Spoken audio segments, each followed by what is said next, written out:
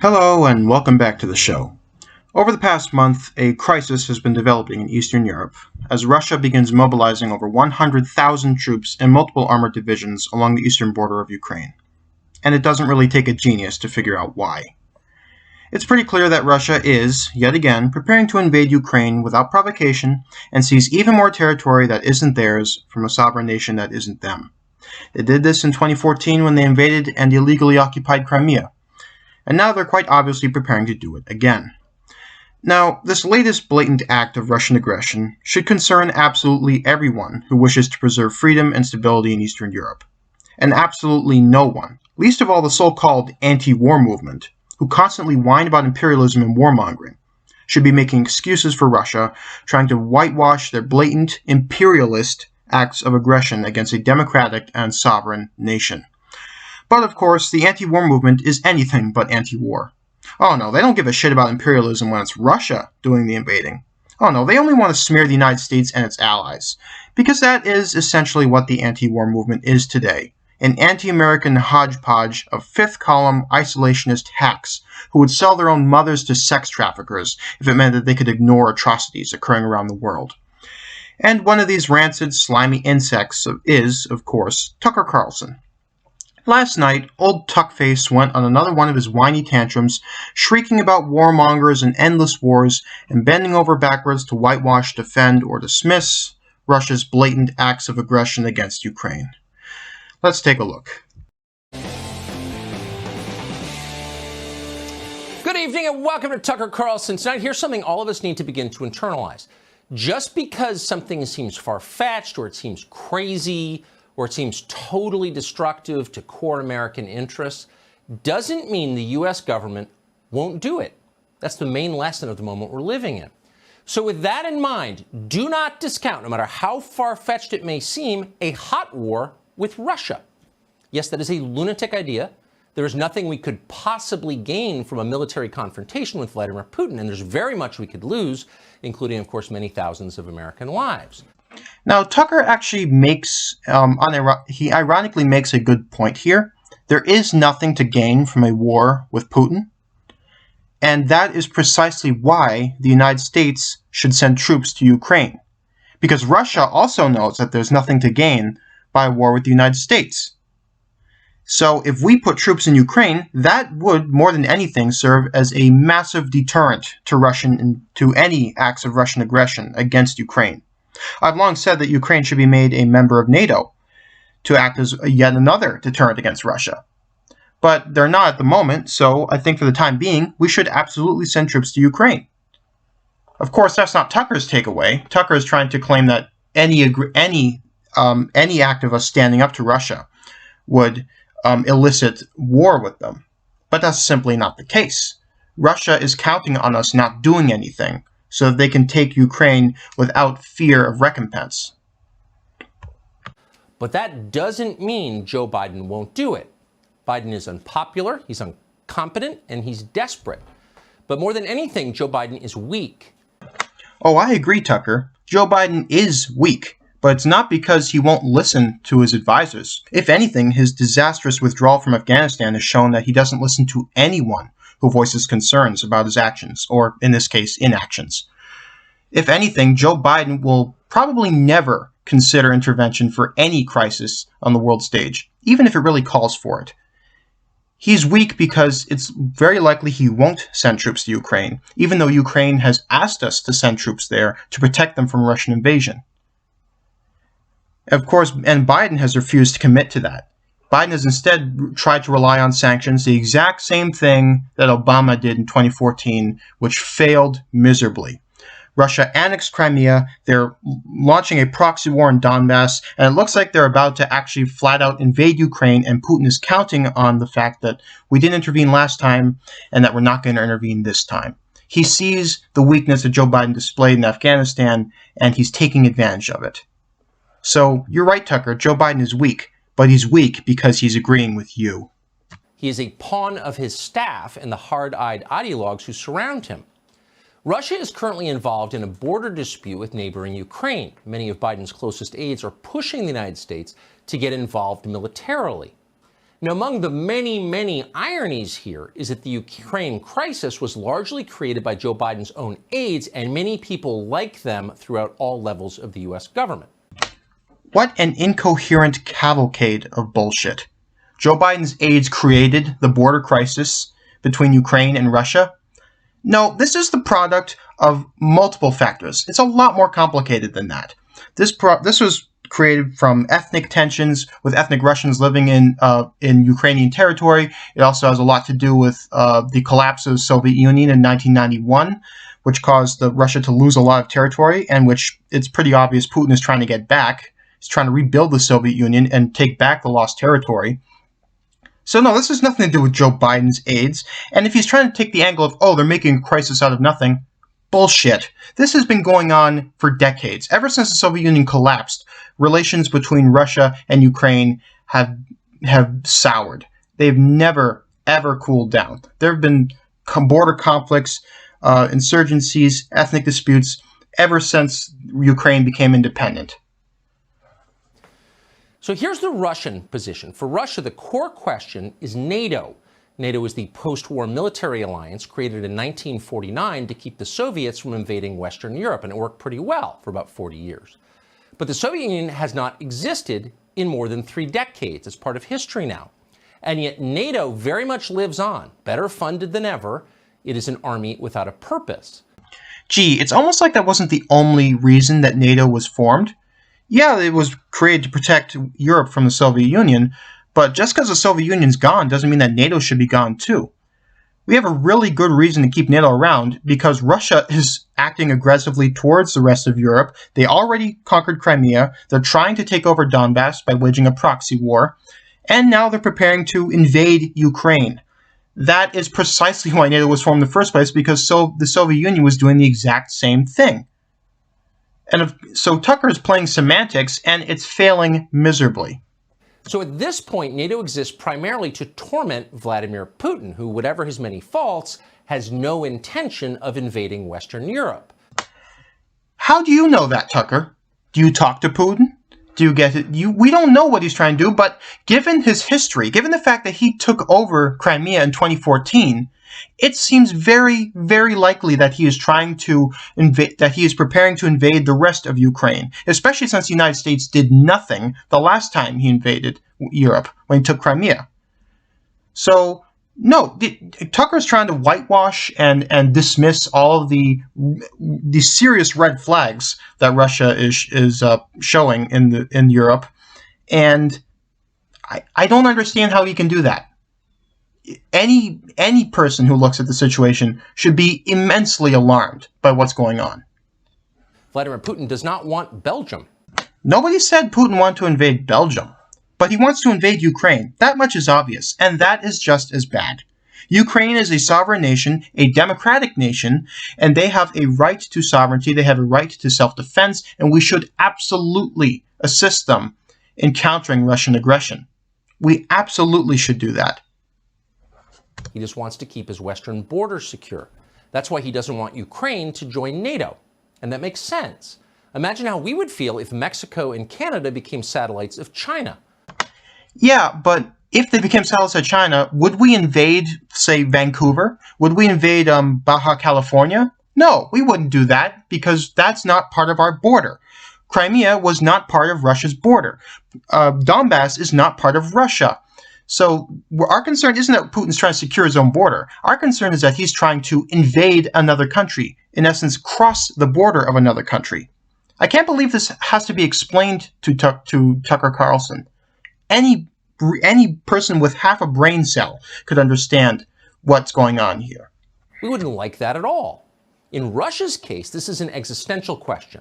A NATO takeover of Ukraine would compromise Russia's access to its Sebastopol naval base.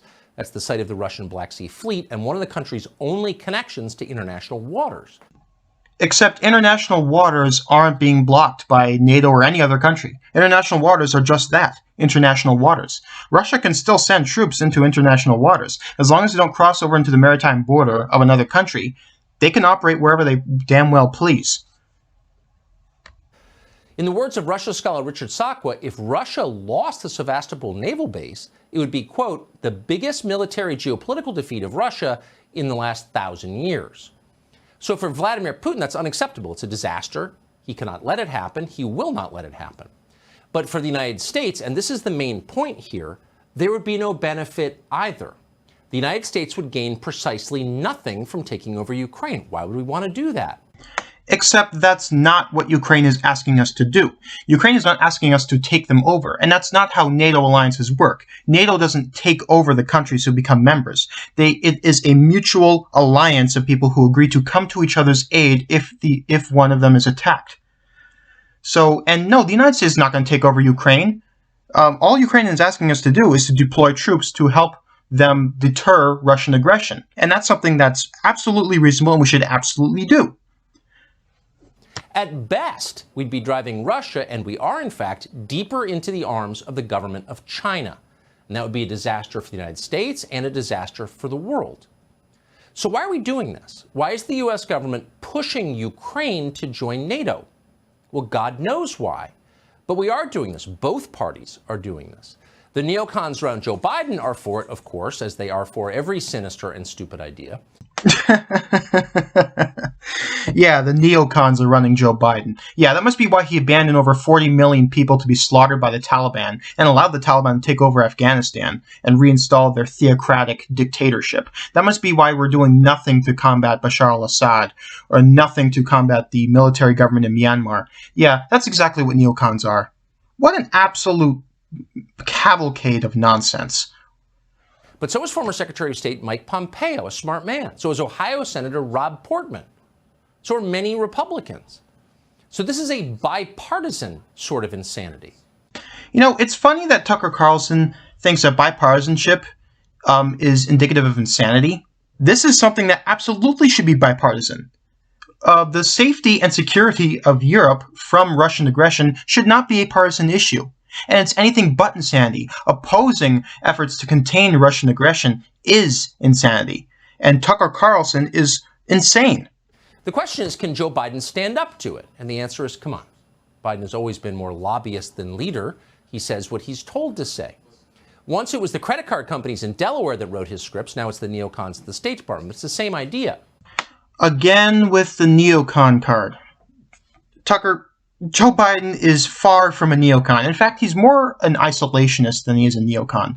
A neocon would have sent troops to Ukraine already and told Russia to back the fuck off. A neocon would have remained in Afghanistan and finished off the Taliban instead of letting them take over the country again.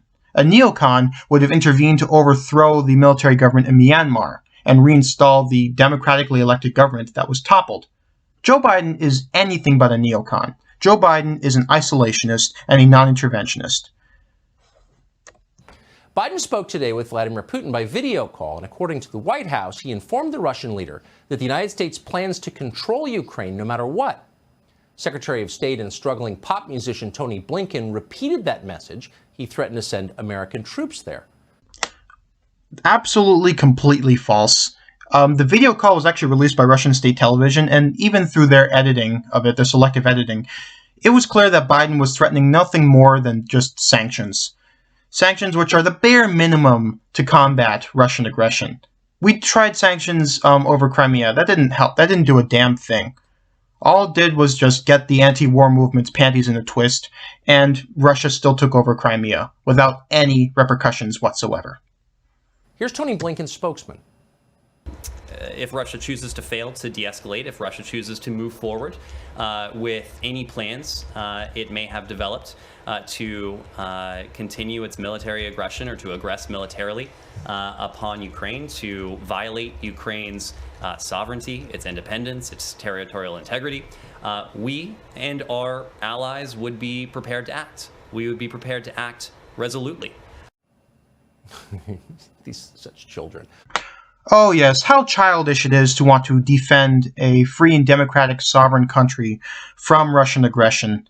That is undoubtedly going to happen. Yeah, how childish it is to stand up for our allies against the bullies of the world, against the dictators and tyrants like Vladimir Putin.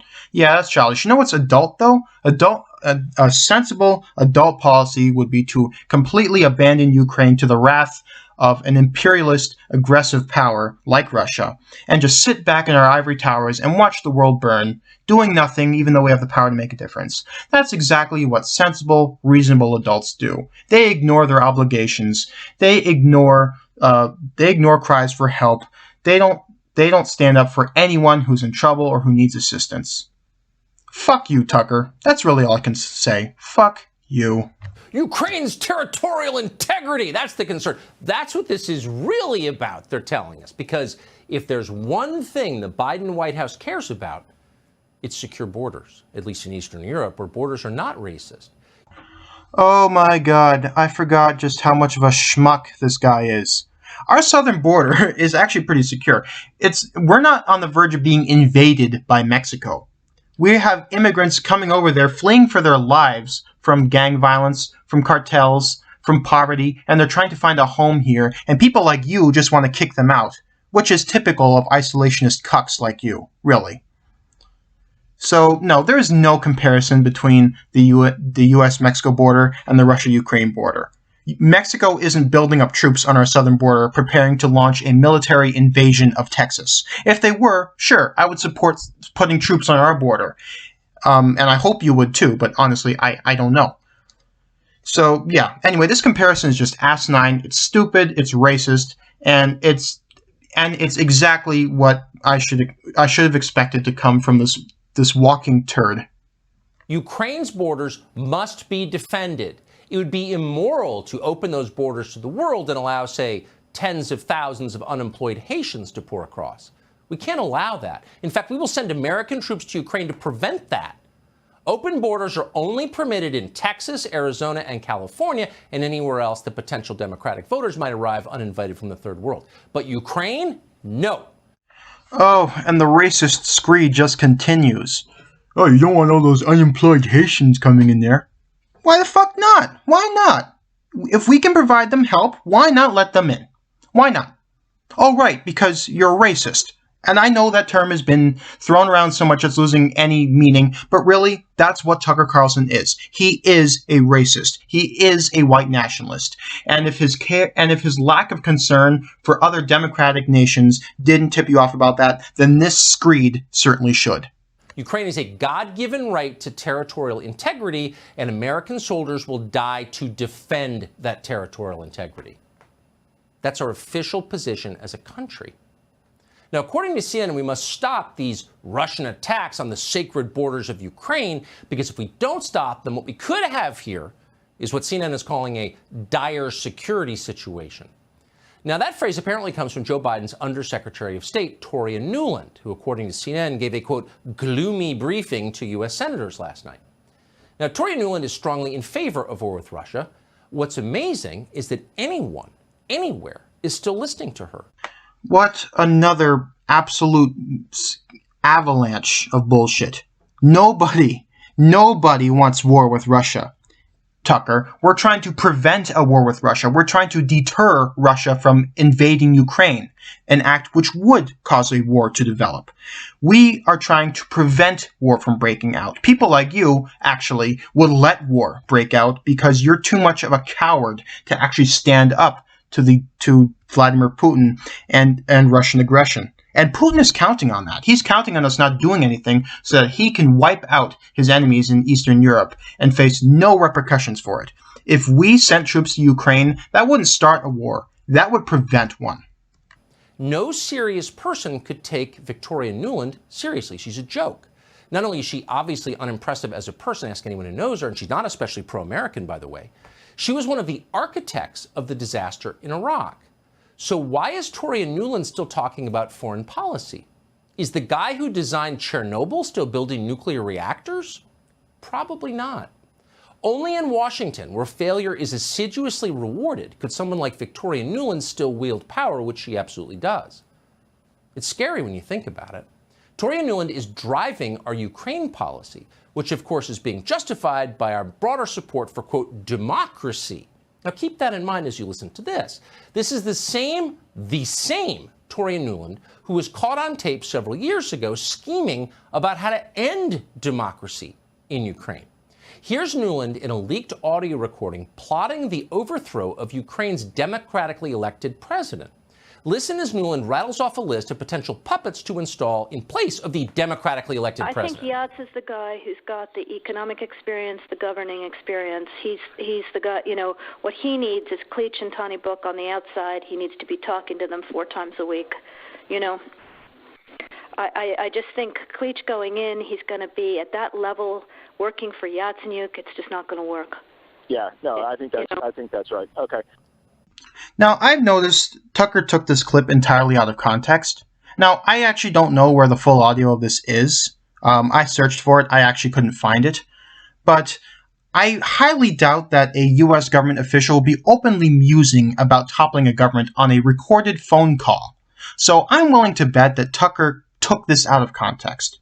I don't have any solid proof for that, but just knowing the kind of person that Tucker is and knowing the circumstances of this call, I see no reason why a U.S. spokesperson would be musing about coups on a recorded phone call. And in the end, this is just another example of whataboutism. Tucker Carlson is trying to, again, shift blame to the United States, ignore the very blatant threats coming from Russia, and just trying to whitewash the whole thing and say, oh, it's nothing to worry about. So even let's even claim that he's right. Let's say that that she was musing about overthrowing the democratically elected Ukrainian president. That would still not make Russia's actions okay. If you are a principled anti-imperialist, you should be very concerned about Russia's aggressions against Ukraine now, and not just any supposed musings about a coup by the United States in 2014. And in the end, we actually didn't attempt to do a coup in Ukraine. We never did that. It was Russia who actually did the act of aggression against Ukraine by invading Crimea. And they're going to do it again. So again, Tucker Carlson completely misses the point, deflects back to the United States, and tries to whitewash Russian aggression because that is his fucking job. It's just not going to work. What about the voters of Ukraine who thought they were engaged in democracy? Nope, there's Tory Nuland working to overthrow democracy. Keep in mind, if they'll do it there, they will do it here. Yet again, Tucker, I don't believe you. I'm sorry. I don't think that phone call actually reveals anything. And the end result is no coup happened. Whatever position of power she was in, she didn't make that final call. So that coup never happened, so it essentially was not a U.S. policy at the time, nor is it a policy now. What is clear right now is that Russia is preparing to invade Ukraine. That much is clear, and that is precisely why we should be building up. We should be supporting Ukraine, sending troops to Ukraine, deterring Russian aggression. Tucker is focusing on an obscure phone call from 2014 and acting like it's relevant today. It's not. This is a completely different situation. This is a completely different scenario, and this is what we should be concerned about, not this stupid phone call. You're hearing the same State Department goon who worked to organize a coup in Ukraine telling us we need to go to war with Russia to preserve democracy in Ukraine. Again, Tucker Carlson strawmans his opponents. Nobody wants a war with Russia, Tucker. Nobody. We're trying to deter a war with Russia. We're trying to deter them from starting a war in Eastern Europe. And of course, he brought up the Russia hoax. Yeah, it wasn't a hoax. Every single State Department in the United States, as well as multiple intelligence agencies in other countries, concluded that Russia did interfere in the 2016 election. They attempted to interfere in the 2020 election, and they attempted to interfere in the 2018 midterms. That's not up for debate. That has been an established fact. These people have no shame. So the question is, what is this really about? Of course, it's not about democracy, for which they have zero respect. Well, in part, it's a hangover from the lunatic Russia hoax that absorbed Washington for 3 years. Everything about Vladimir Putin is bad, therefore let's have a war with him. A lot of people think that. But there's also a deeper cause here that's rarely noted. For years, Ukrainian interests have pumped millions of lobbying dollars into Washington, D.C. to change American foreign policy in the region. At one point, as you may have heard, they employed the president's own son to repeat their talking points. Oh dear, here comes the Hunter Biden bullshit. Yeah, I'm not even going to touch this conspiracy theory. It's been debunked countless times. You can I'll leave some links in the description to Snopes and PolitiFact, which debunk the whole, Hunter Biden was Ukraine's puppet. it's a very it would really need its own video to debunk, but just, take a look at the links. I'll leave them in the description and see for yourself, because Tucker's just repeating a long debunked lie, and that's nothing new for him. So tens of thousands of dollars a month to tell us that Russia is bad and we need to stand with Ukraine because democracy, even as we work to overthrow democracy in Ukraine. So with that in mind, now that you know that, maybe you were not so surprised when Joe Biden concluded that Vladimir Putin doesn't possess a soul. You said he doesn't have a soul. Well, I did say that to him, yes. And his response was, we understand one another. I wasn't being a wise guy. I was alone with him in his office. That's how it came about. It was when President Bush had said, I've looked in his eyes and saw a soul. I said, looked in your eyes, and I don't think you have a soul. And looked back at me and said, we understand each other. So you know Vladimir Putin. You think he's a killer? Mm-hmm. I do. These people are children. Again, children pretending to be leaders. Vladimir Putin's a killer! Presumably unlike every other head of state on Earth through all human history. The ego on this guy, so fucking unearned. Tucker, no, your opponents aren't children. You are the one who's acting childish. You're thinking that you can just cover your eyes, pretend the rest of the world doesn't exist, and then these problems will go away. That's not how the world works. That's not how any of this works. If anything, you are the one who's acting like a child, pretending that if you don't see the rest of the crises going on in the world, that they don't exist. Putin is a killer. He is forcibly disappeared and even murdered multiple political opponents: Alexander Litvinenko, Boris Nemtsov, on all those people who suffered suspicious deaths from falling from windows. Yeah, Putin has a long track record of assassinating his political enemies. That's not up for debate. That is common knowledge. But honestly, that is not the relevant question. Vladimir Putin's soul? Who cares? We can leave that to his priest, assuming he has one. The only question that matters, the only question, is how does intervening in Ukraine help the core interests of the United States? And of course, that is the one question no one in Washington is asking. Okay, well, I'll answer that question. Sending troops to Ukraine would deter a Russian invasion of Ukraine and would preserve the stability of Europe and would secure American interests, because Russia is posing a direct threat to those interests in Europe. It's that simple. It really is that simple. Watch the Pentagon's obedient little flack, a man with so little dignity he'll say whatever he's told to say, brag about how much military equipment we are now sending to Ukraine. And notice as you watch this tape that he never even thinks about explaining why we would be sending that military equipment. Yeah, because it goes without saying. It doesn't take a genius to figure out why we're sending military equipment to Ukraine. I prefer we send more. I think we should send troops as well. But, at least we're sending equipment to them. And there's a good reason. Because Russia has been shown to be committing acts of aggression against Ukraine. Like I've mentioned countless times before, they've already taken over the Crimean Peninsula and they're waging a proxy war in Donbass. And now that they're preparing to very likely invade Ukraine, it's very understandable why Ukraine would want military equipment so that they can fight back against Russian aggression. It's really that simple. I can't believe I actually have to explain this. But, Tucker Carlson he's not the brightest bulb on the Christmas tree, so yeah. We have provided millions of dollars worth of lethal and non-lethal assistance to Ukraine in just the last 10 months, 11 months. Nothing has changed about our commitment to making sure that Ukraine has what it needs to defend itself. So say what you will about Donald Trump and his Twitter account. Maybe you liked him, maybe you're appalled by his personal style. But in retrospect, if there is one thing that Donald Trump deserves eternal credit for, it's keeping idiots like that in their box for 4 years. There were no pointless wars under Donald Trump. That is not a small thing in recent American history. In fact, it's rarely happened over the past century. Actually, Donald Trump did pretty much irrevocable damage to global security and U.S. foreign policy during his 4 years as president. When he abandoned the Kurds in 2019, that completely destabilized the SDF-held territory in northern Syria, who actually had a pretty optimistic prospect after they had defeated the Islamic State. But no, Trump threw all of that away. He abandoned the Kurds, completely ignorant of the fact that we were protecting them from Turkish aggression, and that caused the whole area to completely collapse. Russia invaded northern Syria. The Kurds were forced to ally with Assad, and the SDF is essentially split into pro-Assad and anti-Assad factions. So if anything, Donald Trump worsened the wars that were going on in the world at the time. And Tucker, of course, because he's not educated about this at all, fails to realize that. But through unwavering determination, for which he has not gotten credit, and if there's one thing he deserves credit for, it's this: Donald Trump pulled that off. He resisted again and again when members of Congress and guys from Raytheon, when all the interested parties pushed him to go to war here, there, and everywhere, Donald Trump resisted that.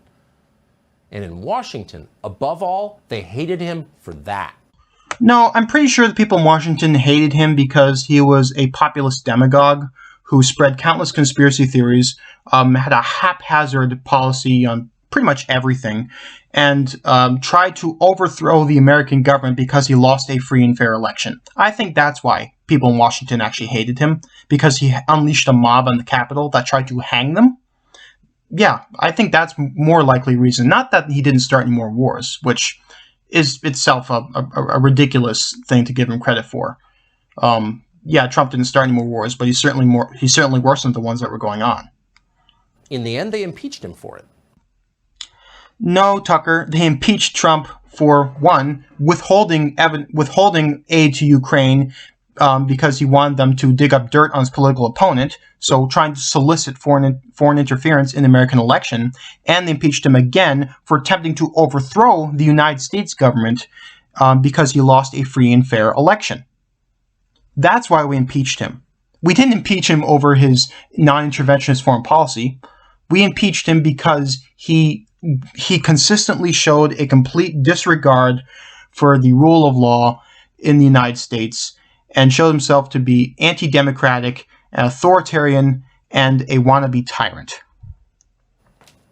As one witness put it during our impeachment inquiry, the United States aids Ukraine and her people so that we can fight Russia over there and we don't have to fight Russia here. Really? We're going to fight Russia here, are we, Adam Schiff? Adam Schiff, of course, a dumb person and a partisan Democrat. But what's so interesting, and ought to make you sit up and pay attention, is suddenly partisan Republicans are making identical noises. Just this afternoon, Senator Roger Wicker of Mississippi, not a genius famously, but still a sitting Republican senator, went on Fox News to say we may need to send American troops to Ukraine, and possibly, because this isn't insane or anything, think about the use of nuclear weapons. Got that in our back pocket. Nuclear weapons. Roger Wicker, sitting U.S. Senator. Again, does Tucker really think we're actually going to use nuclear weapons against Russia? There's a thing called mutually assured destruction, and it's actually one of the things that kept the Cold War from becoming hot. And in the end, I think it's still a viable strategy in deterring Russian aggression. Yeah, no, I don't want to use nuclear weapons against Russia, but they absolutely should be considered an option, because the mere fact that we have nuclear weapons is one big reason that Russia has not attacked the United States or any of NATO's allies, because they know that if they do so, they will elicit a response that could include nuclear warfare. So this would be obvious to anyone who is observing the situation, anyone who actually understands geopolitics. But Tucker Carlson doesn't understand that. He's just making shit up. No one in Washington laughed at Roger Wicker. This is so crazy that no one seems aware of how crazy it is. They're all just sitting back and listening to Toria Nuland tell them what we need to do. How much has this penetrated the psyche of Washington, D.C.? Well, here's a sad piece of tape. This is Joni Ernst, who's a totally affable, nice Republican, sort of reasonable on most things from the Midwest. Suddenly sounding like a bloodthirsty warmonger, sounding a lot like actually Adam Schiff when she talks about that dastardly Vladimir Putin. He needs to say to Vladimir Putin that we are no longer going to allow you to continue with the Nord Stream 2 pipeline. We need you to know and understand that we will defend Ukraine. We will provide them assistance. He needs to make that very clear. Putin is so bad, we're going to cut off natural gas to Western Europe. in retaliation against him in December, we're going to freeze Germany and Luxembourg, and that's going to teach Vladimir Putin. Except that's not what Joni Ernst said, Tucker. Nord Stream pipeline is a new pipeline. There are already existing ones that carry natural gas to Europe. This is called leverage, and we are saying to Russia, hey, if you invade Ukraine, we are going to scrap that pipeline deal. That is called leverage, and that is meant to deter them from invading Ukraine. How is this guy so clueless? How? How can such a clueless idiot get a show on a major cable network? I'm at a loss for words. Again, what you just saw there is a child who has no idea what she's talking about, but keeps talking anyway. We will defend Ukraine, says Joni Ernst. Remember, this is a senator from Iowa. So what happens if we don't defend Ukraine, Joni Ernst? Will kids in Des Moines grow up to speak Russian? No, but kids in Ukraine will. And that is reason enough that we should deter Russian aggression. I know you don't give a shit about anyone who isn't white and American, Tucker, but honestly, we all should care about people who don't look like us, who don't speak the same language. I know it's a foreign concept to you, and you hate anything that's foreign, but we have obligations to protect people overseas from threats, and one of those obligations is to defend Ukraine from Russian aggression. No one asked her that question. She's never thought about it for a moment. They're all just reading from the same talking points, from Adam Schiff to Roger Wicker to Joni Ernst. It turns out that foreign lobbying campaigns work pretty well, and that's why the Ukrainians paid for one in Washington. That was one of the most painful videos I have ever watched. You know, this is one of the reasons I haven't done a segment on Tucker Carlson before. I just never want to listen to that brainless freak. But yeah, well, you know, I think it's ironic. Tucker Carlson paints himself as a pro-American patriot, and yet here he is bending over backwards to defend the actions of America's most dangerous enemy. So, you know what? I don't know what's going to happen in Ukraine. I think Russia is going to invade, or at least that's what they're preparing to do. I can only hope that Ukraine will get support from the international community, so that they can either repel a Russian invasion or they can deter a Russian invasion from happening in the first place. But as you can see from this clip, it's pretty clear that we have plenty of anti-American fifth column hacks spreading their toxic isolationist propaganda right here at home. And I'm going to do my part to call out these insidious, vile pieces of shit whenever they spew their garbage over the airwaves. Anyway, that's all for today. I'm going to try to regain some brain cells, and I'll see you all next time. So until the next show, peace out.